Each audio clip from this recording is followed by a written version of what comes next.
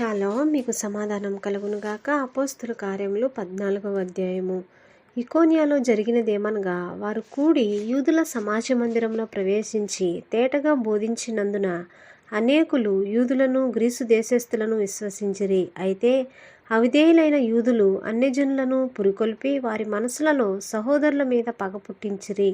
కాబట్టి వారు ప్రభువును ఆనుకొని ధైర్యంగా మాట్లాడుచు అక్కడ బహుకాలము గడిపిరి. ప్రభువు వారి చేత సూచక్రియలను అద్భుతములను చేయించి తన కృపావాక్యమునకు సాక్ష్యమిప్పించుచుండెను. ఆ పట్టణపు జనసమూహములో భేదమును పుట్టగా కొందరు యూదుల పక్షముగాను కొందరు అపోస్తుల పక్షముగాను ఉండిరి. మరియు అన్యజనులను యూదులను తమ అధికారులతో కలిసి వారి మీద పడి వారిని అవమానపరిచి రాళ్ళు రువ్వి చంపవలెనని ఉండిరి. వారు ఆ సంగతి తెలుసుకొని లుకయోనియలోని పట్టణములకు లుస్త్రాకును దెర్బేకును చుట్టుపట్లనున్న ప్రదేశమునకును పారిపోయి అక్కడ సువార్త ప్రకటించుచుండిరి. లుస్త్రాలో బలహీన పాదములు గల ఒకడుండెను. అతడు పుట్టినది మొదలుకొని కుంటివాడై ఎన్నడూనూ నడవలేక కూర్చుండి ఉండువాడు.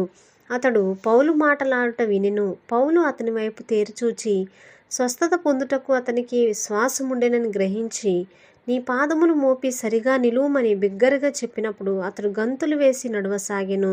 జనసమూహములు పౌలు చేసిన దాన్ని చూచి లుకయోనియ భాషలో, దేవతలు మనుష్య రూపం తాల్చి మన యొద్దకు దిగి వచ్చి ఉన్నారని కేకలు వేసి బర్నబాకు ద్యుపతి అనియు పౌలు ముఖ్య ప్రసంగి అయినందున అతనికి హెర్మే అనియు పేరు పెట్టిరి.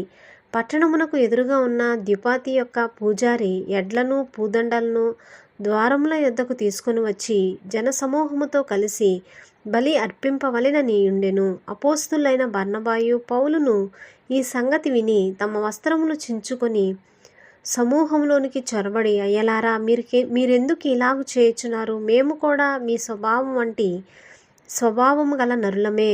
మీరు ఈ వ్యర్థమైన వాటిని విడిచిపెట్టి ఆకాశమును భూమిని సముద్రమును వాటిలో ఉండు సమస్తమును సృజించిన జీవము గల దేవుని వైపు తిరగవలెనని మీకు సువార్త ప్రకటించుచున్నాము.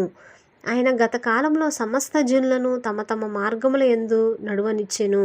అయినను ఆయన ఆకాశం నుండి మీకు వర్షమును ఫలవంతములైన ఋతువులను దయచేయుచు ఆహారమును అనుగ్రహించుచు ఉల్లాసముతో మీ హృదయములను నింపుచు మేలు చేయుట చేత తన్ను గూర్చి సాక్ష్యం లేకుండా చేయలేదని బిగ్గరగా చెప్పిరి. వారిలాగు చెప్పి తమకు బలి అర్పింపకుండా సమూహములను ఆపుట బహు ప్రయాస ఆయను. అంతియొకయ నుండి ఇకోనియా నుండి యూదులు వచ్చి జనసమూహములను తమ పక్షముగా చేసుకొని పౌలు మీద రాళ్ళు రువ్వి అతడు చనిపోయినని ఆనుకొని పట్టణం వెలుపలకి అతని ఈడ్చిరి. అయితే శిష్యులు అతని చుట్టూ నిలిచియుండగా అతడు లేచి పట్టణంలో ప్రవేశించి మరునాడు బర్నబాతో కూడా దెర్బేకు బయలుదేరిపోయెను. వారు ఆ పట్టణంలో సువార్త ప్రకటించి అనేకులను శిష్యులుగా చేసిన తరువాత లుస్త్రాకును ఇకోనియాకును అంతియొకయకును తిరిగి వచ్చి శిష్యుల మనసులను దృఢపరచి విశ్వాసమందు నిలకడగా ఉండవలెననియు అనేక శ్రమలను అనుభవించి మనము దేవుని రాజ్యంలో ప్రవేశింపవలెననియు వారిని హెచ్చరించిరి.